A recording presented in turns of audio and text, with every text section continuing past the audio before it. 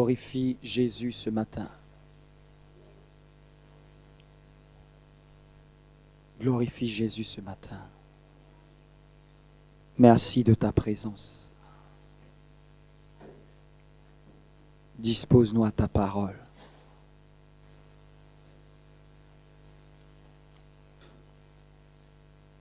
Viens, Esprit de Dieu, glorifie Jésus.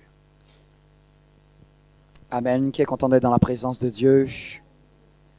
Je salue ta présence. Que le nom de Jésus soit béni, que ta merveilleuse présence soit bénie. Amen. Je prie que, juste à cause de tes pieds en ce lieu, que Dieu se souvienne de ta famille au nom de Jésus.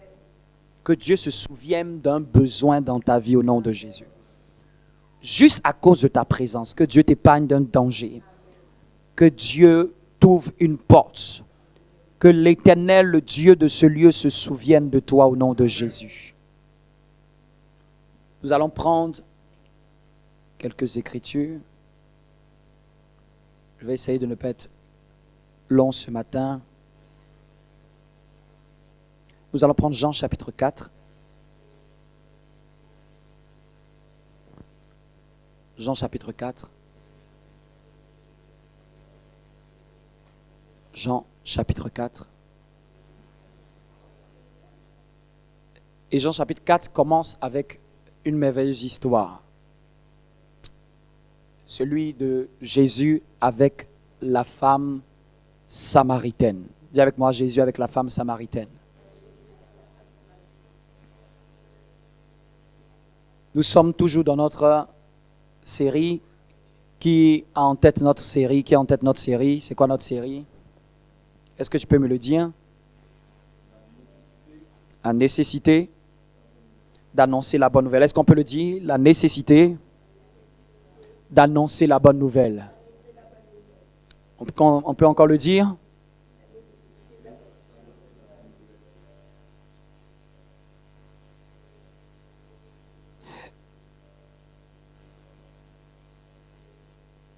Jean chapitre 4. Vous pourrez lire encore mieux cette histoire. Nous n'allons pas totalement la lire. Mais nous allons nous attarder sur une partie précisément. Donc pour ceux qui n'ont pas en tête cette histoire, c'est Jésus qui part à la rencontre d'une femme. En d'autres termes, il s'arrête dans un endroit et une femme est précisément à un puits, donc il reste dans un endroit où il sait qu'il va avoir du passage. Et comme il a l'Esprit de Dieu, il reste et il guette à ce puits. Amen. On va lire au début et on va comprendre à partir du verset 1er. Le Seigneur sut que les pharisiens avaient appris qu'il faisait et baptisait plus de disciples que Jean. Le Seigneur sut que les pharisiens avaient appris qu'il faisait et baptisait plus de disciples que Jean. Quand il commence à avoir un réveil, voici un des signes. On commence à baptiser plus de disciples. Amen. Je prie que cela soit notre partage. Toutefois, Jésus ne baptisait pas lui-même, mais c'était ses disciples. Alors il quitta la Judée et retourna en Galilée. Quand vous étudiez la vie de Jésus, Jésus a beaucoup parcouru une région. C'est la région de Galilée. Il est né à Bethléem, il a grandi à Nazareth. Avec ma petite observation, je vois à plusieurs reprises que Jésus a sillonné la région. Galilée, c'est comme une région, un peu comme la région d'Île-de-France. Il y a plusieurs villes dedans. C'est dedans qu'il y avait Capernaum, c'est dedans qu'il y a Jérusalem, c'est dedans qu'il y a Nazareth. C'est une grande région. Souvent, on l'appelle comme un district, comme la Décapole. Donc, alors il quitta la Judée et retourna en Galilée. Comme il fallait qu'il passât par la Samarie, la Samarie qui est une autre ville. Il arriva dans une ville de Samarie nommée Sichar. Donc, il partait en Galilée, en quittant la Judée, et il fallait qu'il passât par la Samarie. Verset 6, là se trouvait le puits de Jacob. Jésus, fatigué du voyage, était assis au bord du puits. Dis à ton voisin, est-ce que tu sais que Jésus voyageait? Jésus était quelqu'un qui se déplaçait beaucoup. Ne pensons pas que Jésus était dans un coin fixe et il restait dans un coin fixe.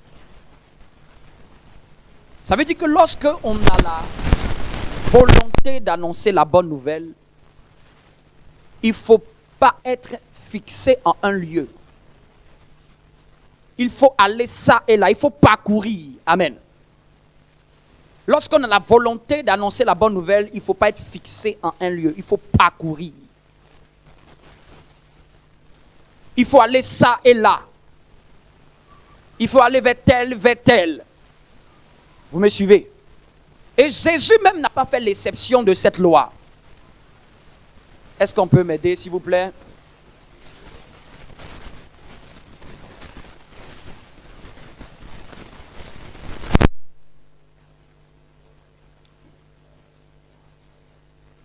Donc, personne ne peut réellement annoncer l'évangile s'il se contente de rester dans un seul endroit.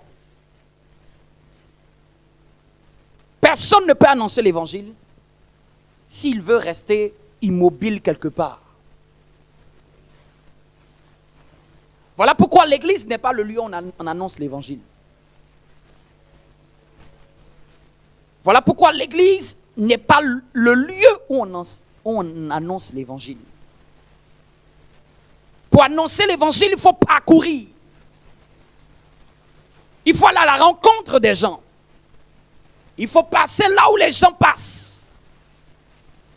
Il faut s'arrêter là où les gens s'arrêtent. Il quittait la Judée pour aller en Galilée, mais il fallait qu'il passât par la Samarie. Même en Samarie, il faisait toujours son travail. Quand il y a la nécessité d'annoncer la bonne nouvelle, toute occasion est utile pour annoncer l'évangile. Même mon déplacement professionnel peut contribuer à faire ce travail. Même mon lieu d'habitation, même mes contacts peuvent être des moyens pour pouvoir répandre cette bonne nouvelle. J'utilise les éléments qui sont à ma disposition. Parfois, Jésus utilisait des barques. Il y a des moments même, il a emprunté la barque des disciples pour se mettre sur la barque afin que l'écho de sa voix puisse retentir quand le vent allait souffler, puisqu'il n'y avait pas de micro. Est-ce que quelqu'un commence à me suivre? J'ai examiné un peu d'écriture et j'ai vu que tous ceux qui ont la nécessité d'annoncer l'évangile ne restent pas figés à un seul endroit. Et quand je parle de seul endroit, c'est-à-dire qu'ils vont s'adresser à une multitude de personnes. Ils vont utiliser ce qu'ils ont, là où ils sont. Dis avec moi la nécessité d'annoncer la bonne nouvelle. Donc même le concours de circonstances de la ville où Jésus passa, étant fatigué. Et qu'est-ce que la Bible nous dit? Une femme de Samarie vient puiser de l'eau et Jésus lui dit, donne-moi à boire. Jésus étant fatigué, s'était assis et les disciples étaient allés chercher à manger. Amen. Comme la Bible nous le dit. Et Jésus utilise même la rencontre de cette femme et lui pour être une opportunité de lui faire comprendre une vérité. Donc, c'est-à-dire que quand on a la nécessité d'annoncer la bonne nouvelle, même les rencontres que nous faisons ne sont pas des rencontres au hasard. Je ne crois pas qu'un chrétien rencontre quelqu'un au hasard. Vous me suivez? Je ne crois pas qu'on rencontre quelqu'un au hasard. Même ton voisin dans l'avion, tu n'es pas assis à côté de lui au hasard. Amen. Quand on a la nécessité d'annoncer la bonne nouvelle, toutes les opportunités que Dieu nous donne doivent être utilisées pour faire ce travail. Je vous l'ai dit les dimanches précédents, c'est le premier travail de l'Église et de tout chrétien. C'est la première mission, c'est le premier mandat, c'est la première raison de notre existence sur la terre. C'est la première raison pour laquelle Jésus nous laisse encore sur la terre. C'est la première raison même du retard de la venue de Jésus. Nous allons lire plus tard un autre texte, vous allez voir. Jésus a conditionné sa venue par la propagation de la bonne nouvelle. Il a dit, il y aura des bruits de guerre, il y aura ceci ou cela. Mais il a terminé en disant que ce sera quand la bonne nouvelle sera propagée dans toutes les nations, c'est alors que la fin viendra. Non, la fin est conditionnée par le message de la bonne nouvelle qui doit être communiqué et rendu témoignage dans toutes les nations. Si quelqu'un veut savoir à quand la fin est conditionnée par la propagation de la bonne nouvelle. Par l'intensité de la bonne nouvelle qui est témoignée dans toutes les nations. C'est alors que la fin viendra. La fin ne viendra pas quand il y aura des guerres. La Bible dit que vous entendrez les bruits de guerre, mais ce n'est pas encore la fin. Nous le lirons tout à l'heure. Jésus, par rapport à la Samaritaine, les deux dans les us et coutumes n'ont pas l'habitude de se parler. Quand on a la nécessité d'annoncer la bonne nouvelle, on sort des clivages culturels, on sort des clivages raciaux, on va au-delà de l'identité de la personne. Ce n'est plus, Jésus ne s'est pas bloqué, c'est la femme qui était bloquée par rapport à ce que toi qui étais juif, tu me demandes de l'eau à boire. Jésus voulait casser cette mentalité. Quand on a la nécessité d'annoncer la bonne nouvelle, c'est parce qu'il y a une mentalité à casser dans la vie de quelqu'un. La personne a une mentalité qui n'est pas comme Dieu et notre approche est stratégique. Dis à ton voisin, il faut avoir des approches stratégiques. Nous les chrétiens, nous ne sommes pas intentionnels. C'est ça même la raison d'exister même de l'Église. Est-ce que tu peux être intentionnel cette saison-là? Est-ce que tu peux être intentionnel? C'est-à-dire que quand tu parles avec quelqu'un, tu as une intention derrière. Tu as une intention derrière de casser un préjugé. C'est-à-dire que tu envoies une question, mais la question n'est pas donnée au hasard. Elle est stratégique parce que tu veux ramener la volonté de cette personne à Dieu. En fonction de la mentalité de la personne, en fonction de la culture de la personne, en fonction du système de pensée. C'est-à-dire que tu vas emmener une parole qui va créer un changement. Donc Dieu va se servir pour créer un changement. Dis à ton voisin, quand on veut annoncer la bonne nouvelle, on fait des rencontres intentionnelles. N'attendez pas que ce soit quelqu'un qui arrive à toi. Tu cherches à rencontrer les gens de manière intentionnelle. Tu cherches à être en contact avec des gens de manière intentionnelle. Tu cherches à être en contact avec des gens de manière intentionnelle. Tu te places à des endroits intentionnels. Tu te mets dans des lieux intentionnels. Il était au puits, l'endroit où beaucoup de gens venaient. Ici, c'est nous qui sommes chrétiens qui savons l'adresse. Les gens qui ne connaissent pas Dieu ne connaissent pas ce lieu. Vous me comprenez? Il n'y a que ceux qui sont sérieux chrétiens qui se déplacent dimanche pour aller à l'église. Un païen ne se lève pas pour aller dimanche à l'église. Si tu vois quelqu'un qui n'est pas né de nouveau qui va à l'église, c'est parce qu'il est de culture chrétienne. Mais il n'est pas né de nouveau. Mais un chrétien sérieux, c'est lui qui connaît l'adresse de son lieu de rassemblement. Mais un païen ne le connaît pas. Jésus avait les disciples, c'est-à-dire que son église, avec lequel il bougeait, son staff. Mais Jésus, stratégiquement, allait de lieu en lieu. Amen. Et aujourd'hui, il y a même numériquement, il y a plein de lieux où les gens passent. Vous me comprenez? Il y a même numériquement des endroits où les gens défilent, des endroits où les gens y sont, que ce soit physique ou virtuel. Et il y a plein d'endroits où intentionnellement quelqu'un peut se trouver dans le but de changer la mentalité d'une personne. Jésus allait en Galilée, quittant la Judée dans son voyage. Étant fatigué, s'est arrêté dans un endroit stratégique pour faire le travail de Dieu. Qui veut faire la volonté de Dieu cette année? Qui veut faire des choses stratégiques et intentionnelles dans le but d'emmener une femme à être touchée? Amen. Les disciples étaient, pour ceux qui lisent bien, vous savez, quand il s'est arrêté, les disciples sont allés acheter à manger. Donc ils avaient fait un long voyage. Servir Dieu, ça épuise. Si servir Dieu ne vous épuise pas, vous n'avez pas commencé à servir Dieu. Il n'y a aucun travail qui ne prend pas de l'énergie. Et aujourd'hui, on veut la gloire de Dieu, mais on ne veut pas dépenser de l'énergie. Jésus avait marché et était fatigué. Donc, c'est-à-dire que c'était prenant ce travail-là sur son corps. Il n'y a aucun travail qui ne te prend pas de l'énergie, qui ne te prend pas du temps, qui ne te prend pas de l'investissement. Il n'y a aucun travail qui ne te demande pas de t'y consacrer pour voir un résultat. Et ils étaient là acheter à manger et vous connaissez l'histoire. Il a parlé avec elle et après elle est allée faire quoi? On va lire la partie. On va lire la partie.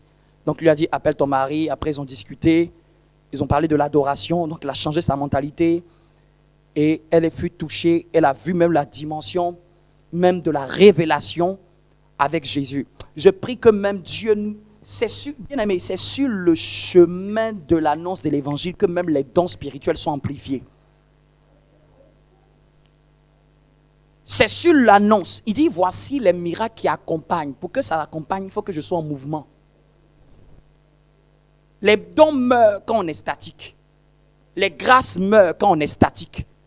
La Bible dit qu'ils allaient annoncer la parole et le Seigneur travaillait avec eux, confirmant leur parole par les miracles qui les accompagnaient. Quand on parle d'accompagner, c'est-à-dire que c'est quelque chose, ça te suit, ça bouge, c'est un mouvement. La Bible dit que Jésus parcourait toute la Galilée, allait dans les synagogues prêchant la bonne nouvelle. Donc c'est-à-dire qu'il y a un mouvement qui doit se faire. Le statisme, le statu quo tue la grâce.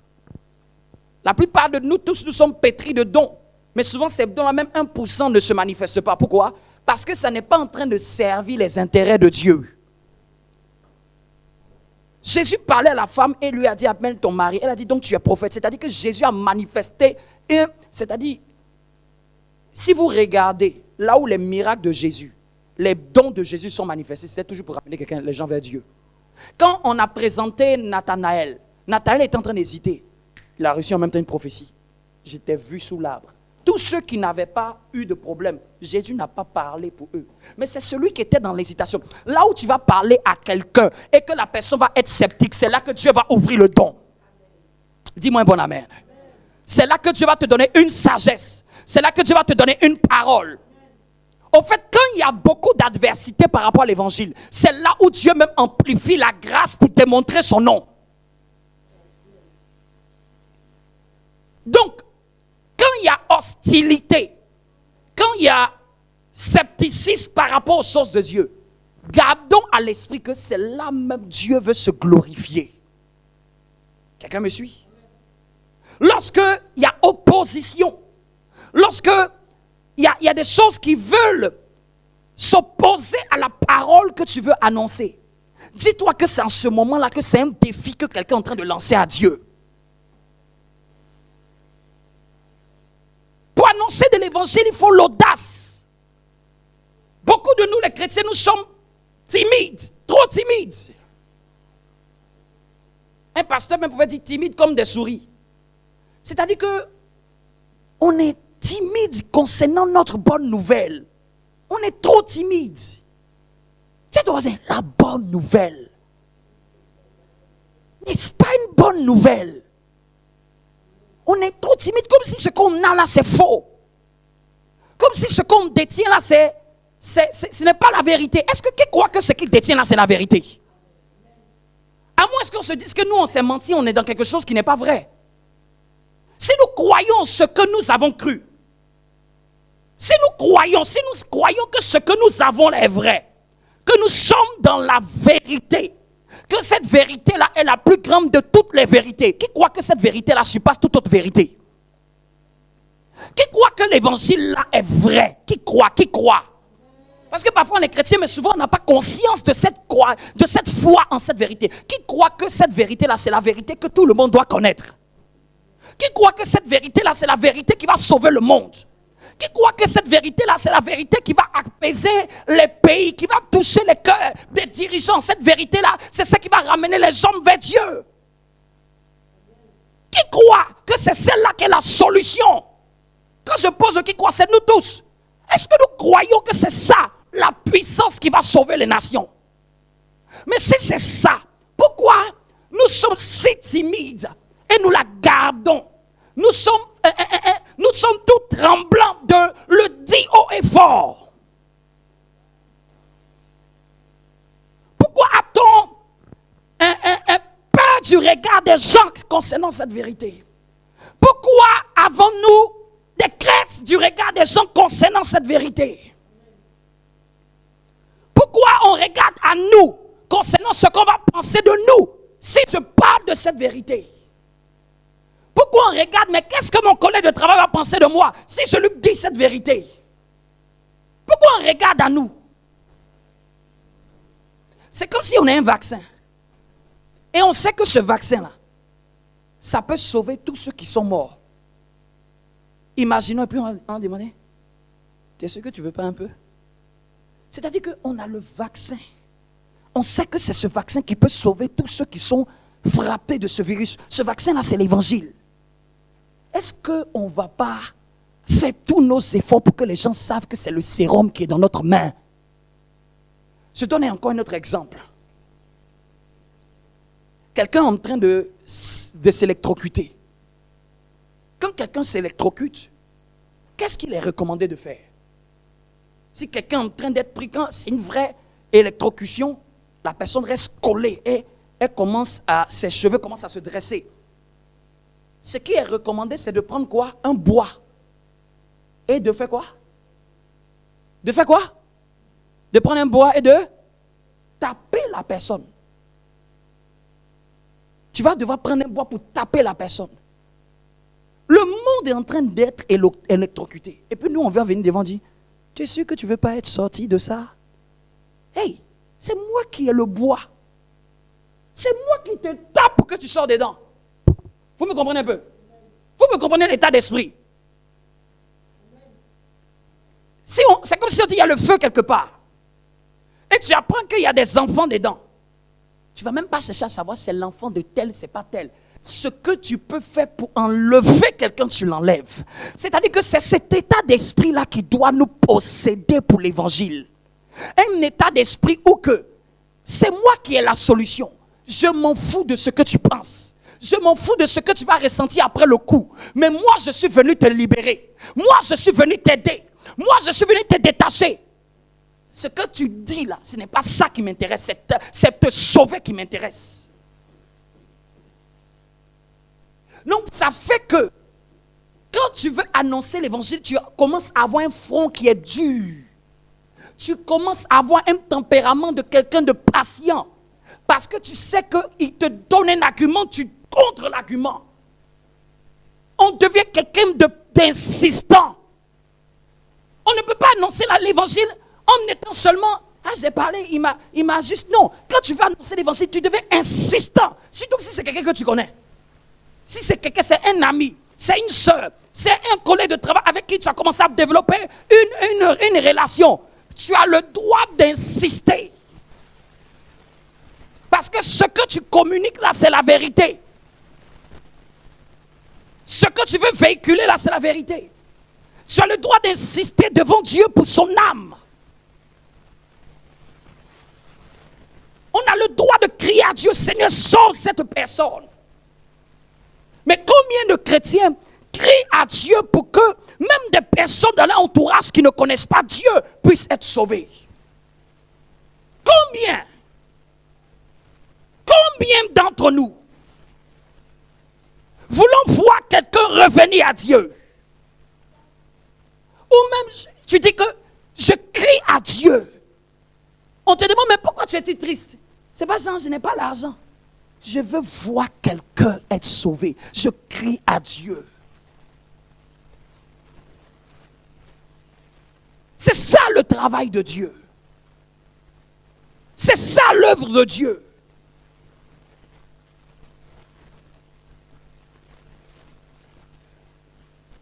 Amen.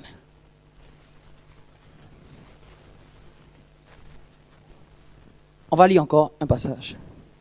Toujours dans Jean. Dans le même Jean. Au verset 28. Quelqu'un peut nous faire la lecture? Donc après avoir parlé, elle fut touchée. Qu'est-ce qui s'est passé? Verset 28. Jean 4. Jean 4, verset 28. Alors, la femme laissa sa cruche. Donc, alors la femme laissa sa cruche. Elle était venue prendre de l'eau. Mais à cause de cette nouvelle, elle a laissé ce pourquoi elle était venue faire. C'est-à-dire qu'il y a des moments là, tu ne peux pas faire la bonne nouvelle si tu ne laisses pas parfois ta cruche d'eau. Parce que ce qu'elle avait reçu était trop fort. Ce qu'elle avait entendu l'avait choqué, l'avait marqué. Elle a laissé cette cruche d'eau, l'eau qui est la vie. Mais elle a compris qu'il y avait une autre eau qui était meilleure que celle qu'elle était venue chercher. Une eau, quand tu bois, tu n'as plus jamais soif. Parce qu'elle croyait être venue au puits pour chercher de l'eau. Mais elle ne savait pas qu'elle allait croiser une eau plus supérieure. Pourquoi elle a laissé la cruche? Parce qu'elle a bu une eau. Plus, elle avait une eau mieux que ce qu'elle était venue chercher. Parce qu'elle savait que l'eau, je pourrais le prendre plus tard. Je pourrais m'en occuper plus tard. Ce n'est pas urgent. L'important là, c'est ce qui vient de se passer. Si quelqu'un ne met pas l'importance de l'annonce de l'évangile au centre de sa vie, il va s'attarder sur des choses qui vont être éphémères. Elle venait prendre de l'eau, répartie au puits, prendre de l'eau, répartie au puits, elle ne savait pas. Elle ne savait pas qu'elle allait rencontrer l'eau de vie pour laquelle elle n'aurait plus jamais à se séparer d'un mari et d'aller d'homme en homme. Beaucoup de chrétiens ont une insatisfaction dans leur vie. Parce que Jésus n'est pas au centre de leur vie. Parce que l'eau de vie n'est pas au centre de leur vie. Beaucoup de chrétiens, parce qu'elle parlait même de... Elle disait, mais où il faut-il adorer? Donc elle connaissait. Elle était de culture des Juifs. Même si c'était les Samaritains, ils s'étaient éloignés des Judéens. Parce que les Samaritains, c'était le royaume d'Israël.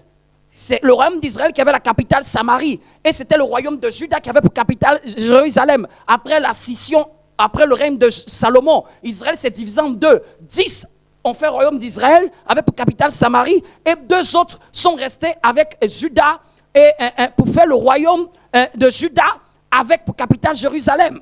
Donc les Judéens, les gens de Juda les voyaient les Samaritains comme des gens qui se sont perdus.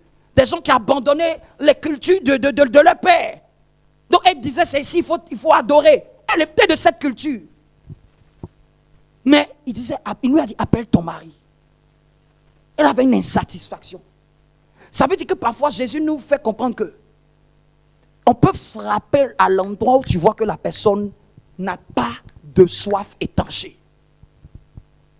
Jésus nous donne une technique ici.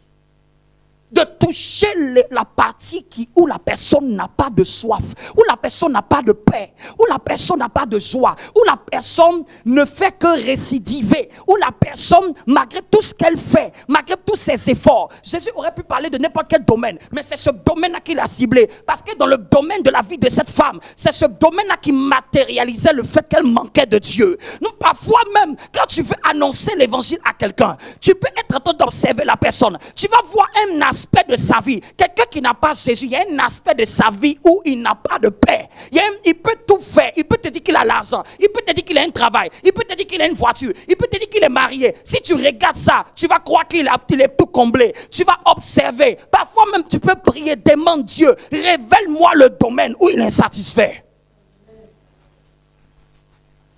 Jésus est en train de nous donner une stratégie d'évangélisation. Révèle-moi le domaine où il manque de Dieu, où c'est tellement fort que peut-être il ne dit pas à quelqu'un. Je vous dis, il n'y a aucun païen sur la terre qui n'a pas un domaine où il récidive, où il est esclave, où il est tenu. Parfois, ils ne le disent pas. Ils sont tenus par quelque chose. Si quelqu'un n'est pas en Jésus, il est tenu par un esprit sur un domaine. Il est avili, il est esclave d'un esprit sur un domaine. Parfois, les autres domaines, Satan laisse. Mais il y a un domaine qui est contrôlé par Satan. Il y en a d'autres, c'est flagrant. Mais il y en a d'autres, si tu demandes à Jésus, Jésus va te révéler. Tu vas venir lui dire, je vois que tu es marié. Mais ça fait la 5e femme avec laquelle tu découches. Il va dire, quoi? Je vois que tu travailles, mais tu fais la dépression tout seul à la maison. Je vois que tout va bien, mais je vois que tu fais tout et tu n'arrives pas à avoir la paix. Tu es rongé par des remords. Tu ne peux pas mettre le doigt sur quelque chose par révélation et la personne ne va pas te dire attention. Quel domaine tu es en train de toucher? Comment tu sais? Est-ce qu'il peut y avoir un chrétien stratégique au nom de Jésus? Est-ce qu'il veut donner une âme d'évangélisation? Tu pries, Seigneur, révèle-moi là où il manque d'eau. Je vais venir lui apporter l'eau de vie. Révèle-moi ce qui ne va pas. C'est là que même les dons de révélation là sont puissants. Je veux aider cette personne. Révèle-moi ce qui ne va pas dans sa vie. Révèle-moi là où cette personne boit de l'eau et a toujours soif.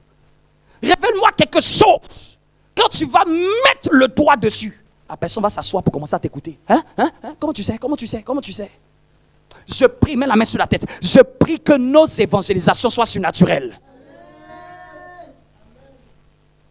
Je prie que nos évangélisations soient conduites par l'esprit.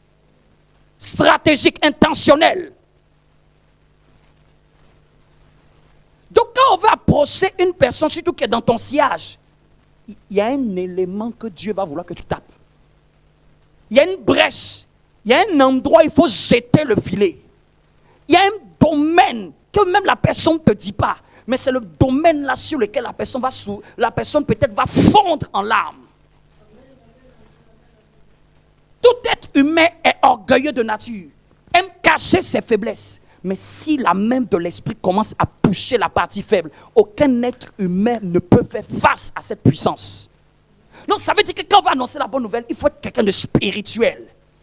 Ce n'est pas simplement Jésus, Jésus, Jésus. Il faut être quelqu'un de consacré. Il faut être quelqu'un qui est donné à Jésus. Non seulement tu connais cette personne, non seulement tu pries pour cette personne, donc ça fait que Dieu te donne des révélations sur cette personne. Donc non seulement quand tu approches cette personne, tu ne l'approches pas avec ta chair, tu l'approches avec l'esprit. Tu l'approches avec l'intention de l'esprit. Ton filet est stratégique.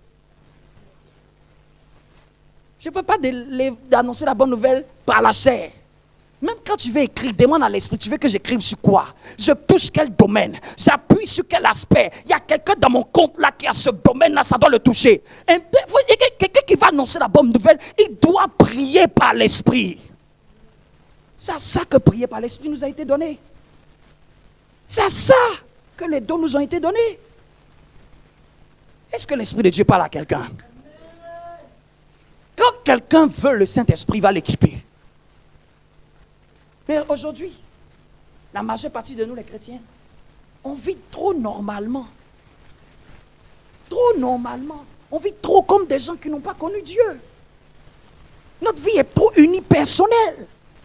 Et même, souvent, quand on fait une tâche à l'église, on dit c'est fini, c'est bon. Qui a dit que faire une tâche à l'église, c'est servir Dieu? Servir Dieu, c'est faire la volonté de Dieu. Je vous ai dit, on est déjà sacrificateur. Sacrificateur, c'est sa fonction de travailler dans la maison de Dieu. Mais ce n'est pas sa mission. Quelqu'un lisait le verset 28. Est-ce que tu peux avancer? Est-ce que l'Esprit de Dieu parle à quelqu'un? Tu lisais le verset 28, oui. Ayant laissé sa cruche, elle s'en alla dans la ville et dit aux gens. Venez voir un homme qui m'a dit tout ce que j'ai fait. Venez voir un homme qui m'a dit tout ce que j'ai fait. Venez, elle, avec le peu de ce qu'elle avait là, elle a dit, venez voir un homme qui m'a dit tout ce que j'ai fait. Parfois, tu n'as pas trop de langage. Tu peux dire, viens et vois. Même, ils ont dit ça à Nathanaël qui parlait. Ah, toi, tu penses que quoi que peut sortir de Nazareth? Viens et vois. Vous me comprenez? Ça, c'est pour ceux qui invitent. Ceux qui invitent, c'est viens et vois. Viens à l'église et tu vas voir. Vous me suivez? Si la personne te donne, tu dis, viens et vois. Quand tu vas voir, tu pourras te faire une opinion. Peut-être que tu n'as pas tout le langage, mais souvent quelqu'un peut être seulement dit, viens et vois. Tu invites les gens en disant, viens et vois. Viens et vois. Viens à l'église et vois. Tu vas voir. Viens au programme et tu vas voir. Ah, je prie que quelqu'un soit de cet esprit-là au nom de Jésus. Ah, ou bien parce que je n'ai pas dit que tu vas être élevé, tu vas être couronné, c'est pour ça que tu ne me dis pas un bon amen.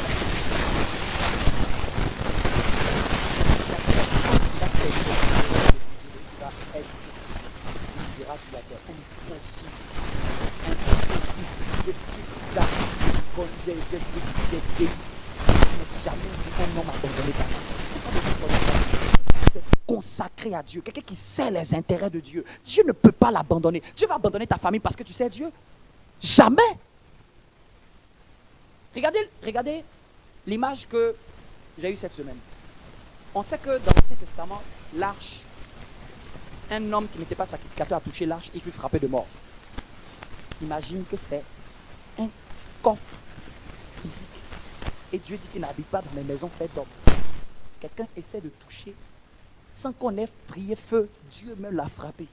Et imagine maintenant nous le tabernacle vivant de Dieu. Quand tu te consacres à Dieu, celui qui essaye, c'est Dieu qui le tape. J'ai même pas le temps d'un sorcier. Celui qui essaye même de penser en mal, Dieu le tape. Parce que je suis le tabernacle de Dieu. Je sais les intérêts de Dieu. Je suis gardé par Dieu, sécurisé par Dieu. Dieu même fait ma promotion. Continue, s'il te plaît. Ne serait-il pas le Christ? Non, ici on voit vraiment aussi que même cette femme, après avoir reçu, elle ne s'est pas tue. Beaucoup de nous, on a perdu même le fait même d'annoncer l'évangile. Parce qu'on a perdu. On a perdu ça. Ou peut-être on n'a pas appris ça. Ou c'est nous-mêmes celui qui nous emmenait dans la foi, nous n'a pas appris ça. Moi, quand on m'a attiré dans ces choses. La première chose, je me rappelle toujours, 2001, quand on m'a attiré dans ces choses, il m'a montré, lui qui nous conduisait dans la foi, il m'a dit, tu sais, à côté de l'école, là, il y a une librairie chrétienne. Je ne connaissais pas la librairie chrétienne. Il m'a dit, tu as combien comme déjeuner? Et la première fois, c'est lui qui a pris son déjeuner, un 6e d'euro, et puis on allait acheter des flyers. C'était nouveau, je ne connaissais pas ça. Et je dis, on va faire quoi avec ça? Non, tu vas voir, à la récréation, on va distribuer ça aux gens. 2001. Et donc, j'ai dit, donc c'est comme ça que ça marche. Et à chaque fois dans notre déjeuner, on enlevait une partie. Ceux qui sont en Afrique connaissent le franc. Et on prenait pour acheter ces flyers-là. Et à la récréation, on distribuait. À cause de ça, il y a eu un tel réveil même dans notre lycée. Il y a eu un tel réveil que même au débat, les gens ne voulaient pas. Nous, on voulait qu'il y ait une prière, un groupe de prière à l'école. La directrice a dit non, vos histoires de groupe de prière, on ne veut pas. On a tellement prié que même elle-même a dit, venez prier, pardonnez. Et moi-même, je vais prier aussi avec vous. Amen. Mais c'est ces choses que Dieu agresse, c'est ces choses que Dieu aime. C'est ces choses qui favorisent le réveil. Dis-moi un bon amen. C'est ces choses qui emmènent le feu. C'est ces choses qui emmènent la puissance de Dieu. C'est ces choses qui emmènent les signes, les prodiges et les miracles. Vous pouvez regarder, hein, il y a moins de miracles dans les églises. Tous ceux qui font l'œuvre de la mission vont te dire qu'il y a plus de miracles quand il s'agit des perdus. Les miracles sont plus abondants quand l'œuvre est focalisée sur les perdus. Plus abondant. C'est comme s'il y a les gens sont dans l'excitation. Je prie que quand tu vas te consacrer aux perdus d'une manière ou d'une autre, qu'il y ait des miracles qui abondent dans ta vie au nom de Jésus. Que tu deviennes un faiseur de miracles. On va lire au verset 31. Verset 31. Pendant ce temps, les disciples le pressaient en disant, Maître, mange. Maître, mange. Donc Jésus était fatigué, donc les disciples ont commencé à le presser. Maître, mange. Qu'est-ce que Jésus a dit? Mais il leur dit, j'ai à manger une nourriture que vous ne connaissez pas. j'ai à manger une nourriture que vous ne connaissez pas. Pourquoi c'est nécessaire d'annoncer la bonne nouvelle? Parce que c'est une nourriture. C'est plus excellent. Il dit, j'ai à manger une nourriture. J'ai à manger une nourriture que vous ne connaissez pas. Quelle est cette nourriture qu'il ne connaissait pas? C'est la nourriture qu'il avait mangée. C'était le fait de se réjouir, le fait qu'une personne avait été touchée. Jésus était déjà comblé. J'ai à manger une nourriture que vous ne connaissez pas. On venait lui dire, regarde, il y a la nourriture. On te presse, mange. Il dit, j'ai mangé une nourriture que vous ne connaissez pas. Et qu'est-ce qu'il dit encore par la suite? Les disciples se disaient donc les uns aux autres, Oui. quelqu'un lui aurait-il apporté à manger? Les disciples qui étaient charnels ont commencé à dire, est-ce que quelqu'un lui a donné à manger? Mais Jésus ne parlait pas de la nourriture physique. Continue. Jésus leur dit, Jésus leur dit, ma nourriture est de faire la volonté de c'est de celui faire la qui m'a volonté de envoyé. qui? De celui qui m'a envoyé. Et Et de faire quoi? D'accomplir son œuvre. Donc, c'est-à-dire quand Jésus était au puits de Sichar, il était en train de faire la volonté de Dieu. Il était en train d'accomplir l'œuvre de Dieu. Manger que les disciples lui pressaient. Il dit ça, ce n'est pas important. On peut faire ça plus tard. Là, actuellement, là, j'ai à manger une nourriture. J'ai à manger une nourriture, ma nourriture, là, ma nourriture. C'est-à-dire que ce que je vais mettre mon énergie dessus, ce que j'aime. Une nourriture, c'est quelque chose de délicieux. Ce que j'aime, là, c'est de faire la volonté de mon Père. C'est d'accomplir son œuvre. Ce qu'il venait de faire précédemment, là, c'était ça que Jésus a aimé faire. Dis à ton voisin, c'est quoi ta nourriture? Pourquoi il prend l'image de la nourriture? Pour montrer qu'en fait, la nourriture, c'est quelque chose qui est un besoin vital. Donc, il est en train de dire, mon besoin vital, là, c'est de faire la volonté de Dieu. Et d'accomplir quoi? Son œuvre. Et regardez l'œuvre qu'il venait de faire. Une personne, il s'était assis stratégiquement à un endroit pour faire l'œuvre de Dieu. Je prie que tu sois stratégiquement à un endroit pour faire l'œuvre de Dieu. Que tu sois stratégiquement dans une entreprise pour faire l'œuvre de Dieu. Que tu sois stratégiquement quelque part pour faire la volonté de Dieu au nom de Jésus. Quand tu fais la volonté de Dieu, tes actions sont stratégiques. Tout ce que tu fais est intentionnel. Tu ne fais rien au hasard. Tu le fais dans un but. Tu le fais dans un but parce que tu sais qu'il y a une volonté de Dieu à accomplir. Jésus est en train de dire, la volonté de Dieu, ma nourriture, c'est de faire la volonté de Dieu. La nourriture des chrétiens aujourd'hui, c'est quoi? C'est les débats, tel pasteur, tel pasteur. Ça, c'est quand on est distrait. Bien aimé, si on n'annonce pas l'évangile, on va être distrait par ce qui n'est pas censé nous distraire.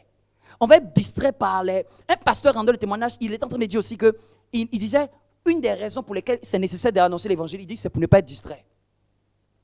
Et il rendait les témoignages, il dit que quand les gens n'annoncent pas l'évangile, les gens sont distraits par les querelles, par les dissensions, les gens sont distraits par les événements. Ah, tel a fait ceci, tel a fait cela. Il dit que quand tu annonces l'évangile, tu es concentré. Tu n'es pas distrait. Quand tu es consacré, il disait même, il parlait des pasteurs qui perdent leur temps en train de chercher à s'intéresser des problèmes. Tandis que ici, ils concentraient toute l'église sur ça. On n'aurait même pas eu le temps de s'attarder. Il dit, tu n'aurais même pas le temps de t'attarder sur quelque chose. Il avait raison quand il disait ça. Il rendait témoignage que 20% des églises, il n'y a que 20% des églises qui annoncent l'évangile. 80%, ils s'occupent de gaver les chrétiens. De les gaver. Lui-même, il a utilisé ce mot, de les gaver. Et quand on te gave, on te nourrit, on te donne tous les enseignements matin, midi, soir. Tu sais, quand à un moment, tu commences à devenir tellement obèse. Et après, même spirituellement parlant, tu meurs.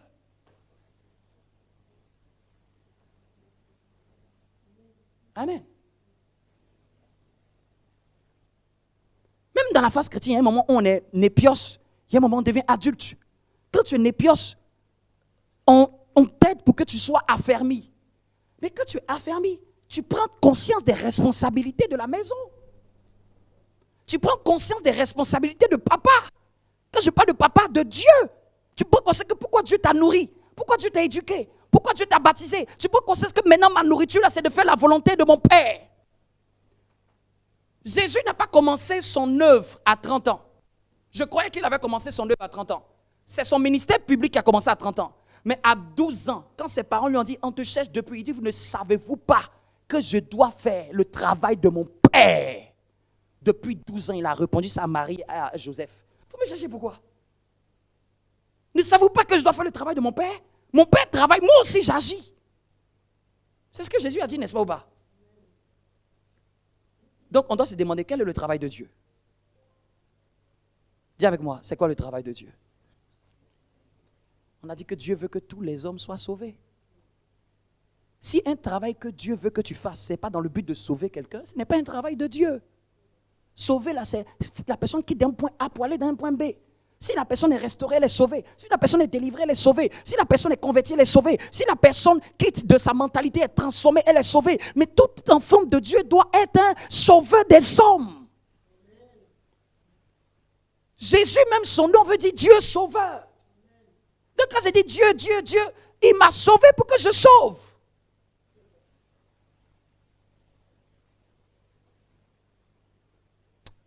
Est-ce que Dieu nous parle ce matin? Lis le verset 35. Donc il dit ma nourriture, pourquoi c'est nécessaire? Ma nourriture, c'est de faire la volonté de Dieu, celui qui m'a envoyé d'accomplir son œuvre. Jésus a fait quoi quand il est venu? Jésus n'a fait que faire ça. Jésus, un pasteur pouvait dire, il dit Jésus pouvait construire un orphelinat. Mais bizarrement, il n'a pas construit d'orphelinat. Jésus pouvait faire le plus grand hôpital de Galilée. Bizarrement, il n'a pas fait le plus grand hôpital. Je me demande, mais qu'est-ce qui était important et Jésus n'a pas fait tout ça? Jésus pouvait faire une banque. Il n'a pas fait ça. Jésus pouvait créer d'autres choses. Il a laissé ça à d'autres de le faire. Mais dans tout ce qu'il fallait faire, allait de lieu en lieu, guérissant tous ceux qui étaient sous l'emprise du diable, prêchant l'évangile. C'est tout ce que Jésus a fait. Jésus n'a rien fait d'autre à part ça. Pendant ces 3 ans et demi de ministère, c'est-à-dire que Jésus, là, si tu le regardais, peut-être tu aurais eu pitié de lui. Il n'y avait pas de voiture à cette époque. Donc Jésus marchait des kilomètres avec son staff. Jésus prenait des piliers de l'église et puis se promenait. C'est comme s'ils vont à Toulouse, ils vont ici, ils vont là, ils vont ici, ils vont là, ils vont rencontrer telle personne. Ils rentrent dans la maison de Lazare, ils rentrent dans la maison de Marc et de Marie. Ils rentrent dans la maison de la belle-mère de Pierre. Il dit à Pierre, suis-moi. Jésus, tout ce qui l'intéressait, c'était ça. Quand on venait le chercher, on dit, il y a des malades ici. Il prie pour qu'ils soient guéris. Quand il passait un peu dans les églises, qui étaient les synagogues dans ce temps, il enseignait dans les synagogues. Mais il prêchait l'évangile allant de lieu en lieu. Amen. C'est pour ça que ne t'étonne pas que si une période à venir, peut-être même tu ne me vois pas dimanche, tu vas dire, on ne voit plus le pasteur. Hey, si Dieu m'emmène autre part pour bâtir, même dans une autre ville, notre église, vous qui êtes les plus anciens, vous allez vous gérer. Oui. Parce que c'est l'œuvre de Dieu. Ce n'est pas l'affection d'un être humain. C'est quand les hommes n'ont pas le regard sur Jésus, ils ont toute leur attention sur le baiser, de sorte que finalement, oh non, ce n'est plus trop le pasteur, c'est parce que tu n'aimes pas Jésus. C'est parce que tu ne cherches pas Jésus. Un pasteur qu'on aime bien, il avait une église. L'église a tellement grandi que les gens sont devenus adultes. Il dit quoi, vous savez quoi? Moi je vous laisse. Je m'avais devenu pasteur des églises des gens qui ont 16 et 17 ans, ils sont plus réveillés que vous. Il a laissé les autres pasteurs gérer les églises des adultes. Là. Lui, dans son église, c'est 17-25 ans. La nouvelle qu'il a créée, il a donné même un autre nom. C'est comme s'il a fait Nation Sainte, non? Et puis après, il a créé Étoile du Salut. Étoile du Salut, il a appelé ça 17-25 ans. Si tu n'as pas 17-25 ans, si tu as au-delà, tu ne viens pas. Et c'est lui qui est le pasteur principal de cette église-là. Et les autres, il a laissé ça à tous ses autres pasteurs. Parce qu'il dit que il veut aller faire autre chose pour toucher d'autres personnes, d'autres catégories de personnes. Parce que les gens croyaient que, et aujourd'hui c'était un très grand évangéliste, les gens croyaient qu'il faut être figé uniquement. Tout le monde n'est pas obligé d'être figé. Et moi je sais que dans ma destinée, je ne suis pas figé. C'est-à-dire que c'est les pasteurs à 100% de ministère qui sont figés dans une bergerie. Mais ceux qui ont plus une dimension forte d'évangéliste, ils ne peuvent pas être figés dans un endroit. Ils vont avoir beaucoup plus une œuvre missionnaire. Il va aller et venir, il va aller et venir. Et quand les gens ne comprennent pas ça, ils disent, mais pourquoi le pasteur, il va et il vient? Mais quand il va ouvrir ailleurs. Il va prêcher l'évangile ailleurs. Il va former un noyau ailleurs. Le même pasteur, il a au moins peut-être Nation Sainte, Étoile du Salut, Prière brillante. C'est-à-dire qu'il en a au moins 8 comme ça. Lui seul, il a créé tout ça. Il n'est pas obligé de créer le même nom. Lui seul, dans sa corporation, il a au moins plus de 8 dénominations. Et c'est lui qui a créé tout ça. Amen. Quand on veut C'est-à-dire qu'imaginons, si on commence à toucher une famille dans le 95 étant loin pour venir, quelqu'un habite dans le 95, vous pensez que ce qu'on va faire? Ma mentalité est telle aujourd'hui, c'est que même dans les 95, on va faire Nation Sainte 2. Là où il y a déjà 2 ou 3 personnes, une église commence. Vous me comprenez? Si quelqu'un est dans le 60 et qu'une famille qui est intéressée par Jésus, on a pu toucher dans le 60, là-bas, ils vont commencer Nation Sainte. Parce que l'église n'est pas obligée de se concentrer, surtout l'église de moderne de maintenant, n'est pas obligée que tout le monde soit concentré au même endroit. Parce que partout, il y a des gens. Et ça dépend de chacun, de la mission, de l'appel de chacun. Amen. Je dis ces choses parce que c'est ce qui est plus dans mon ADN. Quelqu'un me suit? Je peux lire un dernier passage, je pense arrêter là. Je dis ça parce que c'est ce qui est dans mon ADN. Chacun selon, on lit Matthieu.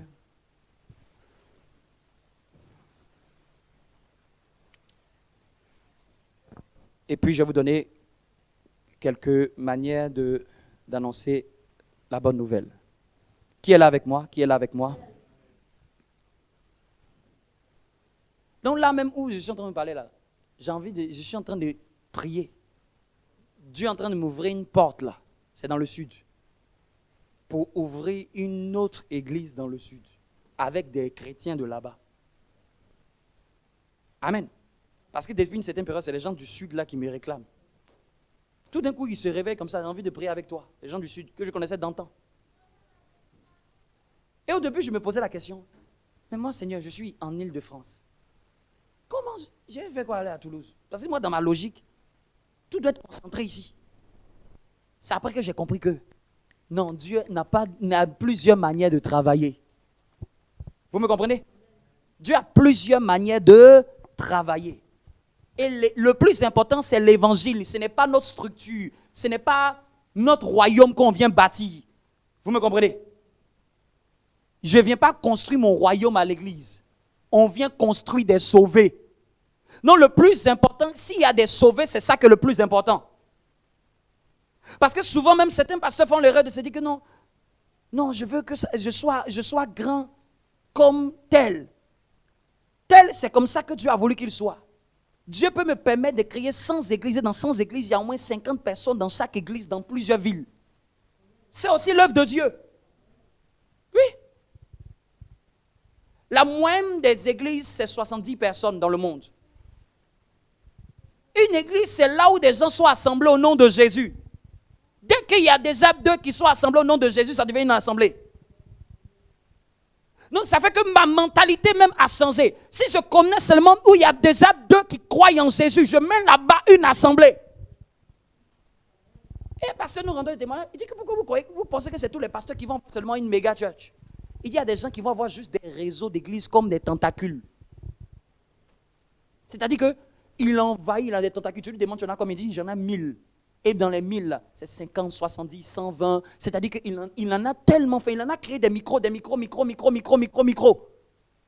foyers, des cellules, des endroits. Parce que là où Dieu est invoqué, là où son nom se glorifie, ce que Dieu veut, c'est que les gens soient sauvés. Ce n'est pas notre vente qu'on est venu bâtir. Vous me suivez? Ce n'est pas notre royaume qu'on est venu bâtir. Parce qu'on peut tomber même dans un piège, même nous, les pasteurs, de vouloir construire notre royaume, de vouloir construire notre gloire. Vous me comprenez? Je veux construire ma gloire. Je veux construire mon édifice. Je veux construire ma renommée. C'est l'œuvre de Dieu ou c'est la renommée que je cherche? C'est les âmes sauvées ou est-ce que c'est qu'on dise que lui c'est le pasteur de la plus grande église? Parce que souvent même dedans c'est ce que les gens cherchent. Qu'on dise que lui c'est le pasteur de la très grande église. C'est les âmes sauvées ou est-ce que c'est la renommée? Qu'est-ce qui est plus important? C'est que les gens se convertissent ou est-ce que c'est ce que nous devons faire? Ce que nous devons faire de manière personnelle? C'est ce que les gens veulent ou c'est ce que Dieu veut? Qu'est-ce qui est plus important aujourd'hui? Qu'est-ce qui est plus important? C'est que les gens soient sauvés. Peu importe les endroits où les gens soient sauvés, Jésus est glorifié. Donc ça nous ouvre les yeux, ça nous élargit l'esprit. Ça nous emmène à ne pas nous cantonner dans un seul endroit. Ça nous emmène à voir plus loin.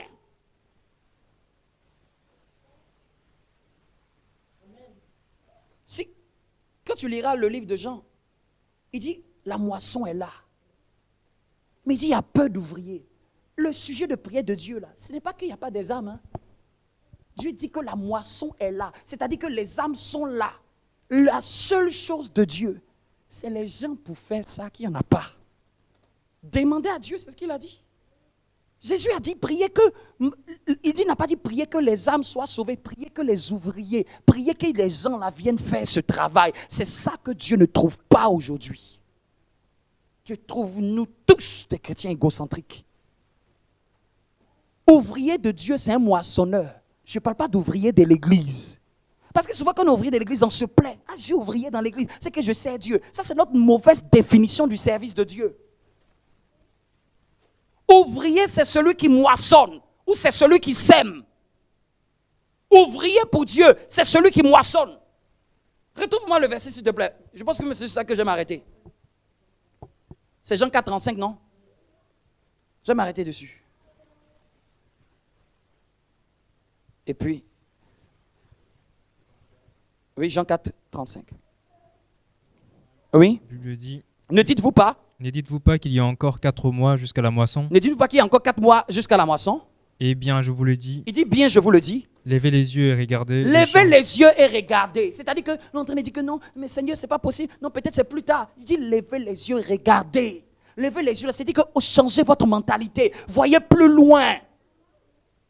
Ils sont déjà blancs pour la moisson. Ils sont déjà blancs pour la moisson. Ce que nous voyons que non, Seigneur, on a du mal. Ces personnes sont. Jésus dit qu'ils sont déjà blancs pour la moisson. Si on demande la pensée de Dieu, Jésus nous dit que les gens soient moissonnables. Les âmes sont moissonnables. Et quelle est la prière? Il dit quoi? Celui qui moissonne reçoit un salaire et amasse du fruit pour la vie Vous entendez? éternelle. Celui qui moissonne reçoit quoi? Un salaire. Le seul endroit dans la Bible où Dieu dit que quelqu'un reçoit un salaire, c'est celui qui moissonne. Celui qui moissonne reçoit un salaire et amasse des fruits pour la vie éternelle. Quelle bénédiction! Celui qui moissonne, à ce prix qu'il y ait des moissonneurs dans cette église. Pendant que tu es quelque part, pendant que tu es positionné dans les rangs de la société en ce pays-là, que tu aies ton filet de moissonneur. Parce que non seulement tu vas être payé d'un salaire et tu vas amasser des fruits, pas sur la terre, mais pour la vie éternelle. Qui n'aimerait pas avoir des fruits pour la vie éternelle? Qui n'aimerait pas recevoir un salaire? Le seul endroit dans la Bible où on dit on reçoit un salaire, c'est pour celui qui moissonne. Celui qui moissonne. Tu peux te tenir debout. Ah, je prie qu'il y ait des moissonneurs dans cette église. Amen. Que tu sois un moissonneur au nom de Jésus. Un moissonneur infatigable, une rémunération excellente. Seigneur, bénis-moi, Seigneur, bénis-moi, Seigneur, bénis-moi. Je viens de voir la clé de la bénédiction.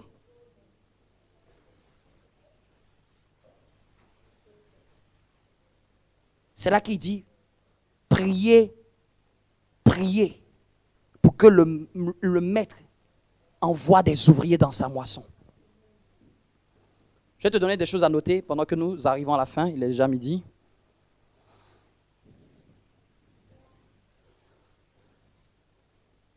Prends quelque chose pour noter.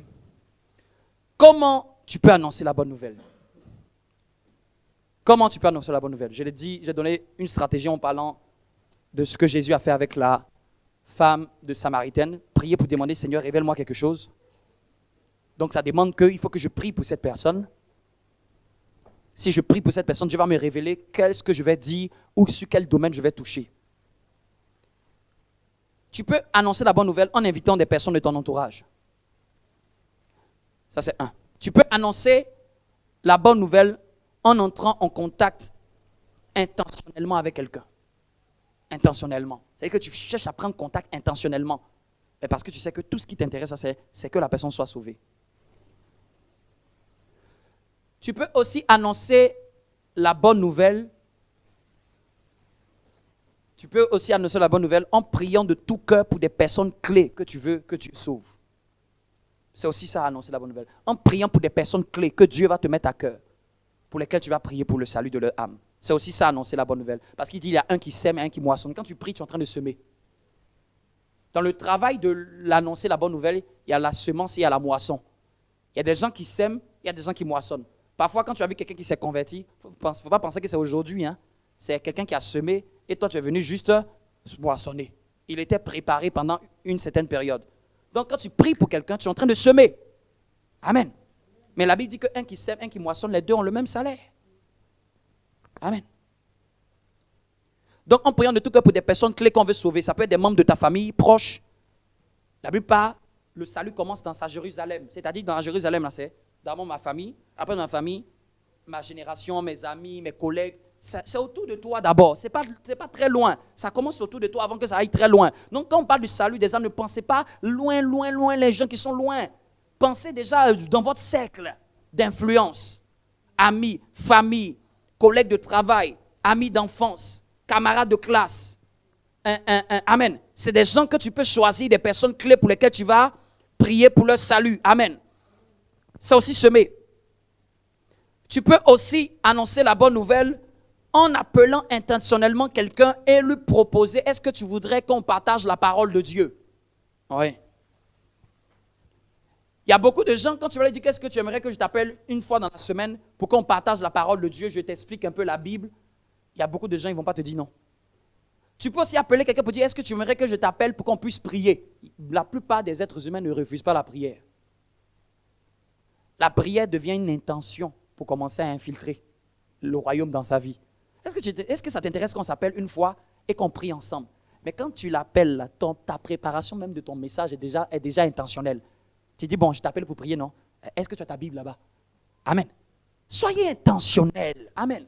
Beaucoup de chrétiens n'appellent pas les gens pour chercher intentionnellement à leur prêcher l'évangile. C'est-à-dire que tu viens, tu n'es pas venu pour dire, non, Jésus t'aime. Non, non, non, non. Tu dis, est-ce que tu aimerais qu'on prie ensemble? Juste qu'il te donne, tu dis, bon, tu es dispo quel jour?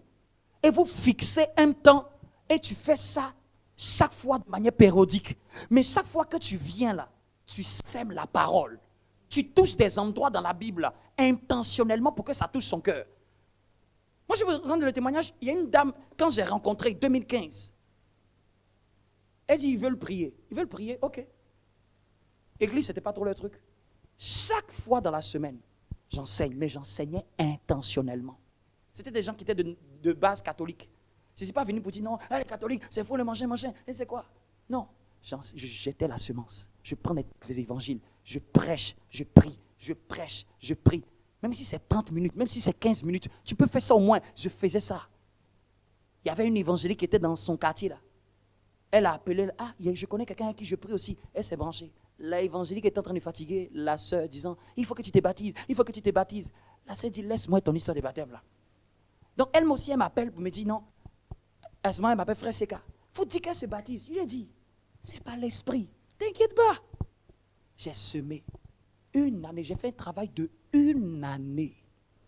Même 2 à la fin. Je suis allé intentionnellement à Montpellier une fois. Vous n'aimeriez pas qu'un jour je vienne à la maison? Ils ont dit, oui, il n'y a pas de souci, viens. Je suis venu. On est venu le week-end. Dimanche, on s'est levé le matin. C'était en même temps période de vacances, et en même temps profiter vacances, en même temps stratégie, tu passes chez quelqu'un. Dimanche, je dis, asseyez-vous, on va prêcher l'évangile. Je prends ma Bible, il ne connaissait rien de tout ça. Même le monsieur qui était intellectuel, il me regarde comme ça. Et ce jeune-là, qu'est-ce qu'il est en train de dire? Je vous dis, le monsieur, sa femme, ils se sont baptisés sans que j'ai dit de se baptiser. Aujourd'hui, ils ont un pasteur à Montpellier. Et cette dame-là, c'est elle maintenant qui commence à réveiller les gens de sa maison. Hey, je connais quelqu'un à qui je prie là. Il faut que vous commenciez à prier avec lui. Elle est zélée. Je ne parle pas d'une jeune, je parle d'une dame. Plus âgée que moi, qui a été touchée par la puissance de Dieu. Mais pas un travail minutieux. C'est un travail que ça a pris du temps. Ne pensez pas que c'était venu en un jour. Parce que je me suis investi. C'était elle seule. Au début, là, beaucoup de gens étaient là. Après, d'autres sont déconnectés. J'ai su que c'était pour elle seule que j'étais venu. Pas elle, son mari s'est converti. J'ai dit, mais Seigneur, quelle bénédiction. Donc Dieu est passé par moi pour les emmener l'évangile. Je ne suis pas le pasteur. Ils m'ont présenté même plus tard le pasteur. C'est le pasteur qui les a baptisés. Mais quelqu'un avait semé et puis ils étaient prêts. Intentionnel. Tu touches des passages là, ça vient casser une mentalité. Et puis tu fais ça intentionnellement. C'est pas genre tu es en train de le juger, hein, mais tu sais que tu laisses la parole lui-même lui parler. Beaucoup de chrétiens ne savent pas faire ça avec les gens. Est-ce que Dieu peut compter sur toi pour prendre quelqu'un? Amen. Souvent, c'est mieux que ce ne soit pas les gens de ta famille, parce que les gens de ta famille, souvent, ils sont déjà habitués à toi. C'est mieux que ce soit quelqu'un, un collègue, un ami, une connaissance. Là, ça fait qu'il y a un certain respect. Ce n'est pas pour appeler, pour bavarder, pour causer, pour rigoler. C'est pour appeler, je viens pour prier. Donc, on prend la Bible, on lit un passage, et puis tu bombades. Dernièrement, Yolène, elle est allée au travail. Et au travail, elle a rencontré quelqu'un au travail. Elle a dit, pasteur, je peux te présenter cette personne. Je me suis déplacé pour aller dans le lieu où la personne était malade. J'ai pris une Bible pour emmener. Je demande, est-ce que tu as une Bible? Une fois dans la semaine, j'appelle la sœur parce qu'elle était en centre de rééducation après un accident. J'appelle une fois, je parle, j'appelle une fois, je parle, j'appelle une fois. Je n'étais pas en train de lui dire, tu es dans le péché. Non. Je parlais de Dieu. Il faut aimer Dieu. Et puis je prends la Bible. Aujourd'hui, cette personne dit, elle sort, je vais me baptiser. J'ai pas dit, baptise-toi. Si tu ne fais pas, non, je suis venu intentionnellement. Et à chaque fois que je parlais, c'était stratégique. Je voulais l'emmener à aimer Dieu comme j'aime. Amen. C'est Dieu qui fait le reste. Tu sèmes et Dieu touche. Elle dit, on lui a dit de se baptiser jusqu'à elle ne voulait pas. Mais quand moi je suis passé pour semer, l'Esprit lui a dit, hey, baptise-toi. Quand c'est Dieu, la personne va te dire, je suis pressé. Je suis pressé.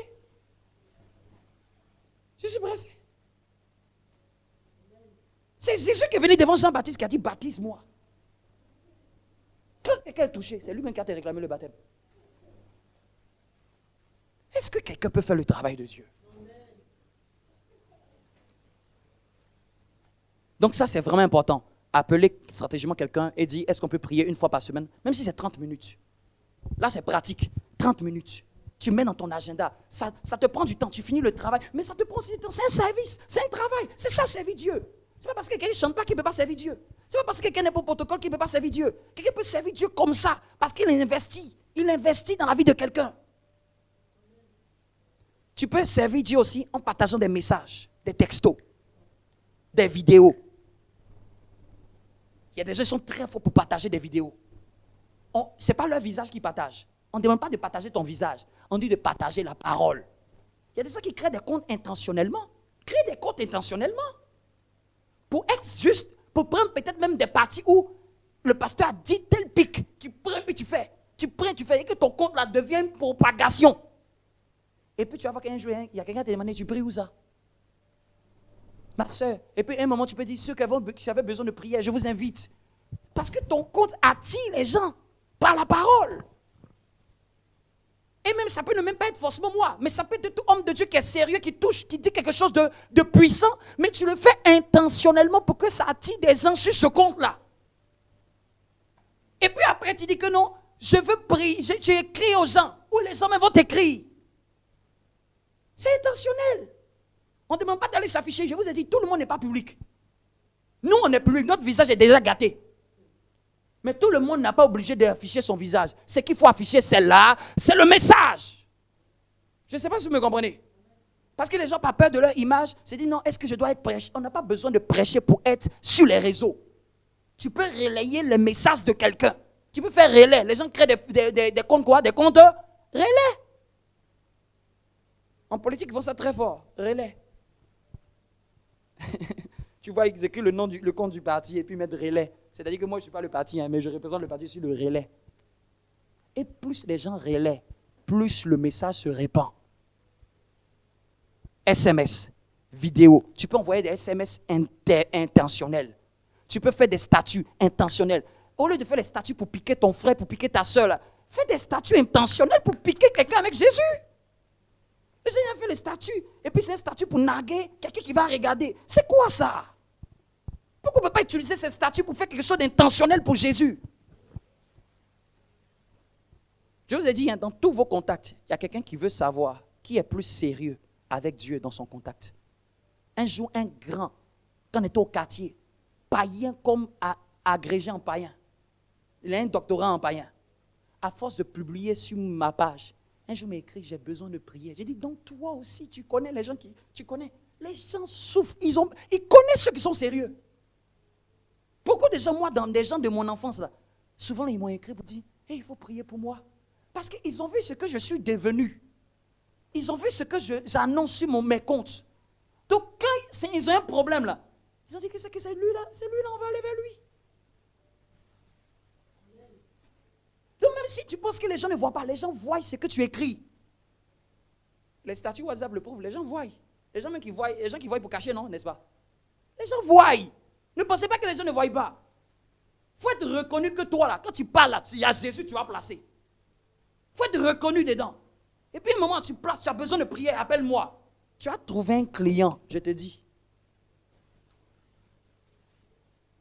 Mais si on ne fait pas ça, tout le monde veut seulement être sur la chair. Les gens ne veulent plus prêcher l'évangile. Le seul département où on cherche des gens, on ne trouve jamais.